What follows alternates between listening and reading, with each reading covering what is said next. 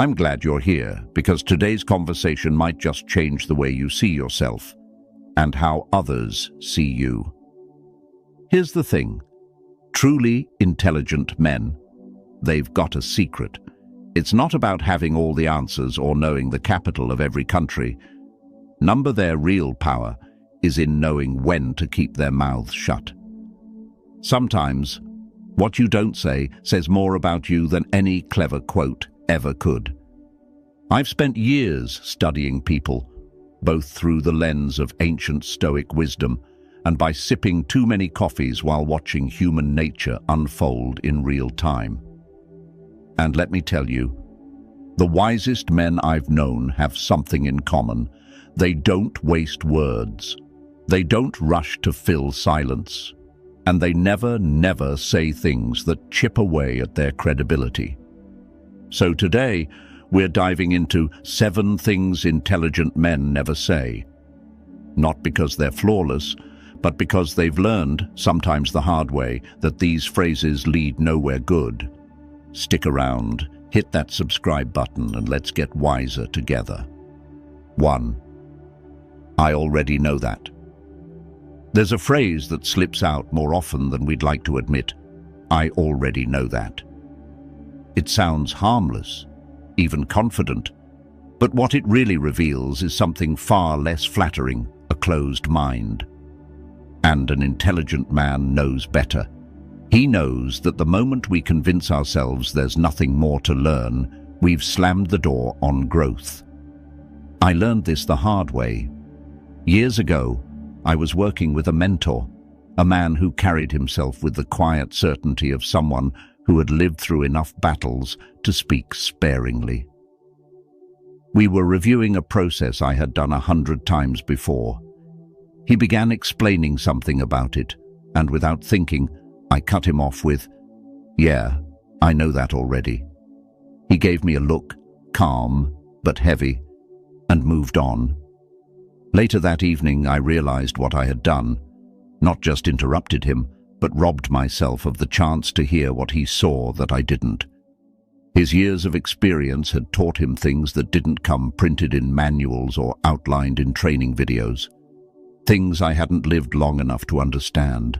When we say, "I already know that," what we're really saying is, "I have nothing left to learn." That's not intelligence. That's arrogance dressed in the costume of competence. And Stoic philosophy cuts right through that illusion. Marcus Aurelius warned us plainly, "You cannot learn anything when you think you already know everything." What he meant was that the ego, our need to seem knowledgeable, to protect the image we've built, becomes the very thing that blocks our growth. It convinces us we're standing on solid ground when we're really balancing on pride. Intelligent men understand that knowledge is not a trophy you win and place on a shelf. It's a river, always moving, always changing. You step in the same place twice, and the water is different each time.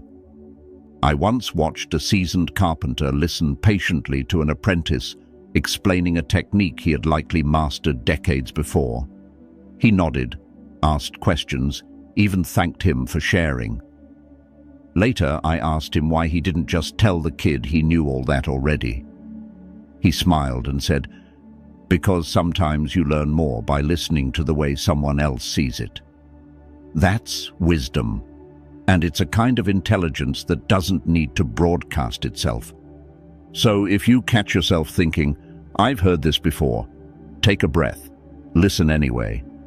Not because you need to humor someone, but because you might catch something new. A detail, a shift in perspective, a nuance that deepens your understanding. And even if you don't, you practice humility, you show respect, and over time, that makes you someone worth listening to. In Stoicism, we call that mastery of the self, the ability to set aside pride in favor of clarity, the strength to be a student of life, always. And in the end, that's the kind of intelligence that outlasts all the rest. 2. That's impossible. Several years ago, I worked alongside a man named Robert. He was sharp, experienced, the kind of leader who seemed to carry the weight of the entire company on his shoulders without ever showing strain. But there was one phrase he used often, almost like a reflex. That's impossible. Any time a new idea surfaced, whether it was a proposal to enter a different market, streamline an outdated system, or even approach a difficult client, he dismissed it with those two words. At first it sounded practical, responsible even. After all, who has time to waste chasing pipe dreams? But over time something became painfully clear. Every time he said, "That's impossible," it wasn't the situation he was describing. It was himself, his own limits, his own fear. The Stoics understood this kind of thinking well. Seneca wrote that we suffer more often in imagination than in reality, and that's exactly what Robert was doing. He wasn't analyzing a situation objectively, he was projecting his own fear of failure onto it. Fear of the unknown, fear of being wrong, fear of trying and coming up short. It's a quiet fear, the kind that doesn't look like fear at all. It wears the mask of logic, caution, practicality. But underneath it is the very thing that keeps us small. The belief that if we can't see the entire path, we shouldn't take the first step. Stoic philosophy cuts through this self-imposed paralysis by reminding us that the obstacle isn't the problem, it's our perception of the obstacle that defeats us. I've seen this firsthand. There was a project I was once part of years after working with Robert. The budget was tight, the timeline shorter than seemed reasonable, and the team inexperienced. Every logical bone in my body told me it couldn't be done, but instead of saying, "That's impossible," I tried something different. I asked myself, what can I control today? What's the next small step I can take? That project turned out to be one of the most successful I've ever worked on, not because we performed miracles, but because we refused to be paralyzed by the scope of the challenge. We stayed focused on the next step, then the next. Marcus Aurelius said, "You have power over your mind, not outside events." And that became the difference. When a man says, "That's impossible," he is declaring defeat before the fight begins. Intelligent men know that what often feels impossible is just unfamiliar. It's not a wall, it's a challenge to step forward. They understand that strength is not built by winning every battle, but by showing up again and again, especially when the odds seem stacked. That's the essence of Stoic courage, not reckless optimism, but disciplined persistence. In life, we are often asked to do difficult things, and the moment we label them impossible, we close the door on ourselves. But the man who learns to take the next step, no matter how small, opens doors no one else even sees. That's not just intelligence. That's wisdom forged in effort. 3. That's not my fault. One of the most damaging sentences a man can utter is, "That's not my fault." It's deceptively simple, and it often feels justified in the moment. When things go wrong, at work, in a relationship, in life, it's natural to want to defend ourselves, to make it clear that the blame belongs somewhere else. But here's the truth. Every time we push responsibility away, we hand over our power with it. Intelligent men understand this deeply. They've learned that responsibility isn't about blame, it's about influence. And if you refuse to take responsibility, even for a small part of the problem, you surrender the chance to be part of the solution. I saw this unfold years ago when a friend of mine, Michael, lost a major client. He was quick to explain why it wasn't his fault. The client was difficult, the market was shifting, his team missed deadlines. All true to a degree. But while he was busy explaining why he wasn't to blame, the opportunity to learn from the experience and improve slipped away. He stayed stuck, repeating the same mistakes, convinced it was always someone else's problem to fix. What he didn't realize was that by refusing to claim any responsibility, he gave up the one thing that could have changed his outcome: control over himself. The Stoics believed that we should focus on what is within our control and release the rest. Epictetus said, "It is not what happens to you, but how you react to it that matters." And that's the key. When we say, "That's not my fault," we place the power to change the situation in someone else's hands. We wait for them to fix it, to make amends, to do better. But when we accept even a small piece of responsibility, we immediately reclaim control. We shift from being passive to active, from powerless to powerful. In my own life, I've found that owning my part, no matter how small, opens doors I didn't see before. It might be as simple as admitting I didn't communicate clearly, or that I could have prepared better, even if others made bigger mistakes. That willingness to take responsibility shifts something inside. It builds trust, both with yourself and with those around you. It shows that you are a man who doesn't wait to be rescued or vindicated. You act. Blame is easy. Responsibility is hard. But responsibility is also where strength lives. The Stoics remind us that we are not here to escape difficulty, but to rise above it. And rising begins with saying, "What can I do differently next time?" That is how intelligent men lead, not by finding fault, but by finding a way forward. If you've found these insights valuable, let me know by commenting "yes" below. Your thoughts matter, and I'd love to hear from you. 4.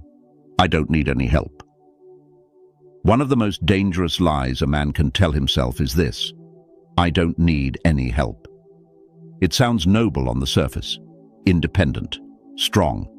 It's a phrase we've been conditioned to admire, especially in a culture that often celebrates the lone wolf, the self-made man who forges his own path and carries his burdens without complaint.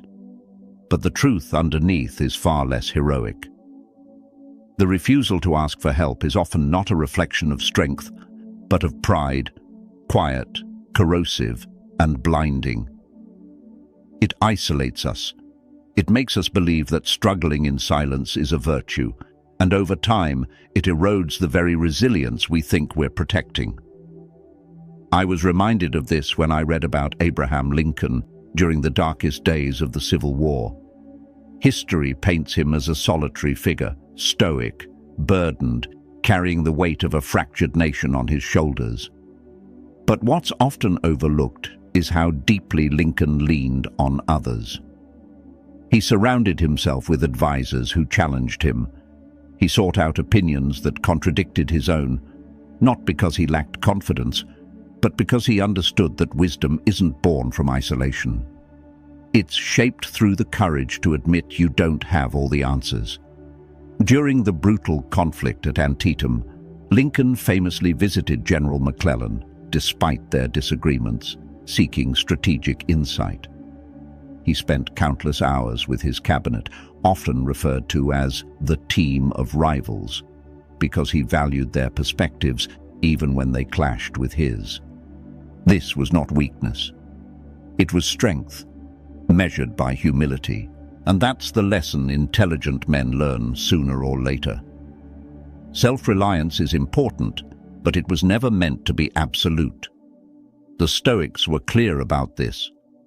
Marcus Aurelius, perhaps the most powerful man of his time, wrote openly about the debt he owed to his mentors, his teachers, his friends. He catalogued in Meditations the lessons he'd learned from each of them, acknowledging how their wisdom shaped his own. The most powerful emperor in the world did not pretend to have all the answers. Why should we? Yet, many of us do. We tell ourselves that asking for help is admitting defeat, that if we reach out, it's because we've failed to be strong enough. But that belief is a trap. It keeps us locked inside our own heads, slowly drowning in problems we were never meant to face alone. And worst of all, it robs the people around us of the chance to offer what they have.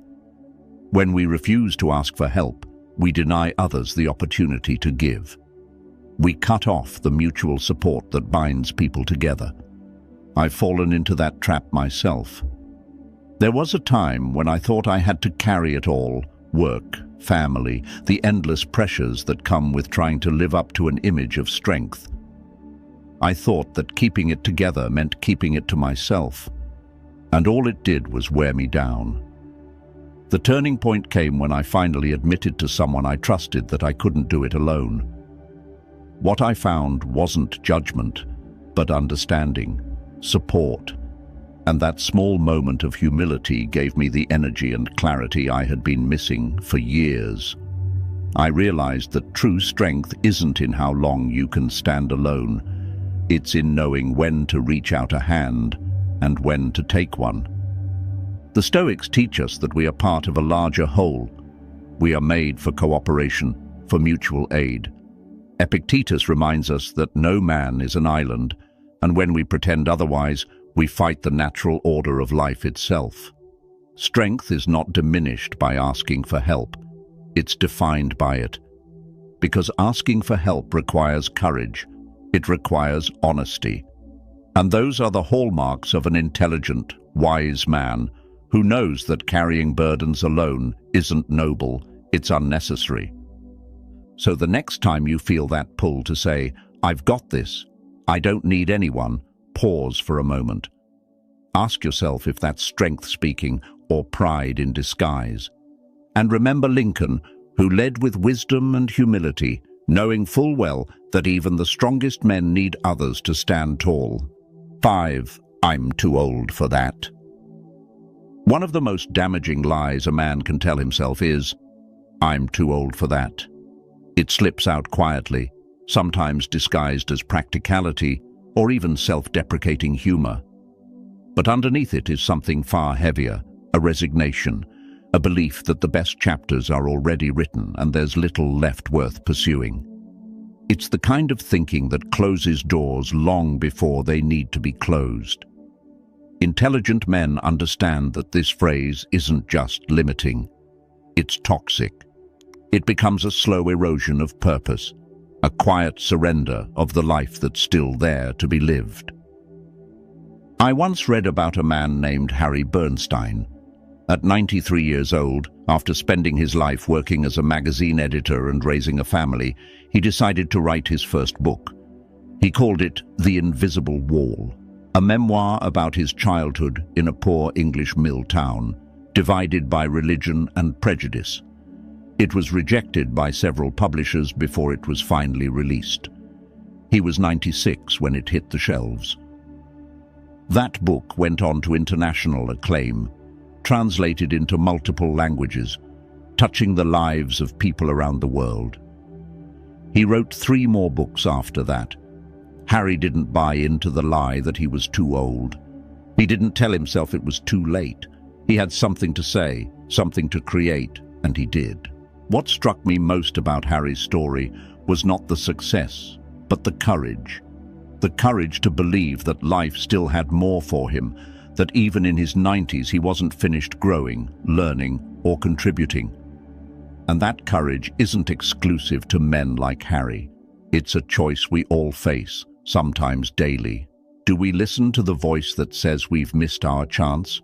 Or do we embrace the possibility that as long as we have breath, we have purpose? The Stoics taught that age means nothing to the soul. Marcus Aurelius reflected on this truth, reminding himself that death is inevitable, yes, but until it comes, our duty is to live as fully and virtuously as we can. He believed that wisdom often comes with age, not because of the passing years, but because those who remain curious and courageous deepen their understanding over time. Growth doesn't stop with age, it ripens. I've seen men in their 60s learn new trades, start businesses, mentor young leaders. I've known others who let the weight of regret and time convince them to retreat from life. The difference is not circumstance, but mindset. A man who says, "I'm too old for that," has already closed the door. But a man who asks, "What can I do now?" opens it wide again. Age doesn't disqualify us from living boldly. It gives us more to offer. Experience, clarity, resilience. These aren't the signs of someone who's finished. They're the tools of someone just getting started. And that is the Stoic path. To keep learning, keep striving, until the very last moment. Because as long as we are here, there is still work to be done. If what you just heard resonated with you, give this video a like too, and don't forget to subscribe, because every time I discover a new perspective on life, I want you to be the first to hear it. 6. I'll do it later. There are few phrases more seductive and more destructive than "I'll do it later." It sounds harmless, rational even, a promise to ourselves that we'll get to it, eventually. But the truth is, later becomes the graveyard where most of our best intentions are quietly buried. Wise men understand this. And many have learned the hard way that delaying what matters doesn't buy you time, it robs you of it.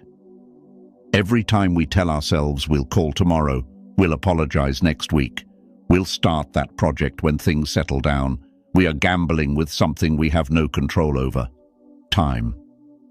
I once knew a man named Thomas. He was successful by any measure, a thriving business, a beautiful family, respect in his community. But he was always busy, too busy. He often told himself that he'd spend more time with his aging father later, when things at the office weren't so hectic. He postponed the fishing trip they had planned, delayed calling to catch up, pushed back visiting just to sit and talk. And then, one day, later, ran out. His father passed away suddenly, and Thomas was left with a phone full of drafts he never sent, and a heart full of things he never said. He shared this with me once, years later, not for sympathy but as a warning. We think we have time, until we don't. The Stoics were painfully clear about this reality.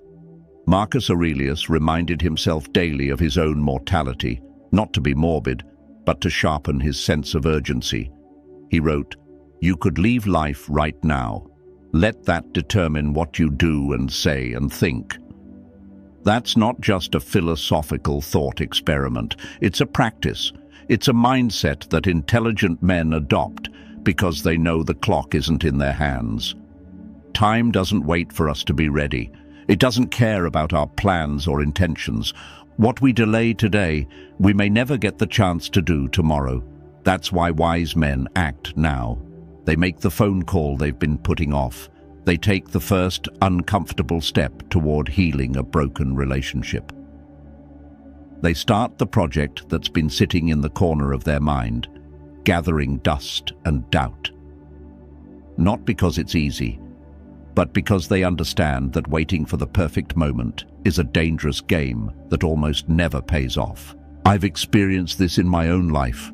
There were conversations I postponed because I didn't want to deal with discomfort. Letters I didn't write because I thought there'd be time. But when I finally stopped waiting and acted, something powerful happened. The weight lifted. Clarity replaced regret. And I realized that action, not intention, is what builds a life worth remembering. The Stoics teach us to live now, fully and with urgency. Later is an illusion that comforts us until it's too late. The man who acts today, who refuses to leave the important things undone, lives without regret. And that is true wisdom. Because opportunity doesn't knock twice. It fades quietly while we're busy waiting for a better time. 7. That's just how I am. One of the most limiting beliefs a man can hold on to is summed up in the phrase, "That's just how I am." It sounds definitive, like a full stop at the end of a sentence, but what it really signals is a quiet surrender, a decision to stop growing. Intelligent men avoid this mindset because they understand a truth that many ignore. We are not fixed beings, trapped by old habits or past identities. Who we are is shaped by what we choose to do over and over again. The moment a man declares himself incapable of change, he isn't defining his nature, he's refusing responsibility for it. I've seen this play out too many times. A man loses his temper often, and when called out, he shrugs and says, "That's just how I am." Another man avoids meaningful connection because he's uncomfortable with vulnerability and tells himself, "That's just who I've always been." These aren't statements of fact, they're excuses. Excuses that allow fear and inertia to masquerade as self-awareness. But deep down, what they reveal is resistance. The resistance to discomfort, to the difficult process of change, and to the reality that no man is finished becoming who he's meant to be. The Stoics confronted this head-on.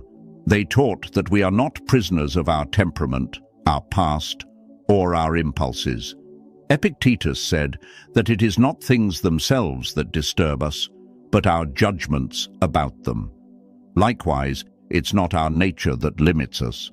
It's the stories we tell ourselves about who we are. Change is uncomfortable. It requires self-examination and a willingness to let go of the familiar, even when that familiarity has become a source of pain. But the Stoics also believed that self-mastery was the highest calling, not because it was easy, but because it was necessary for a life of meaning. Growth demands honesty. It demands that we ask harder questions.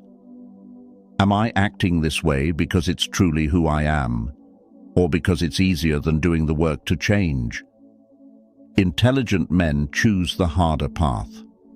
They recognize that wisdom isn't a trophy you earn and then display, it's a practice, a commitment to becoming a better version of yourself every day. Not because you hate who you are now, but because you respect yourself enough not to stay the same. In the end, "That's just how I am" is a way of closing the door on possibility. But the Stoics remind us that life itself is change. Nature is change. To resist it is to deny the very essence of being alive.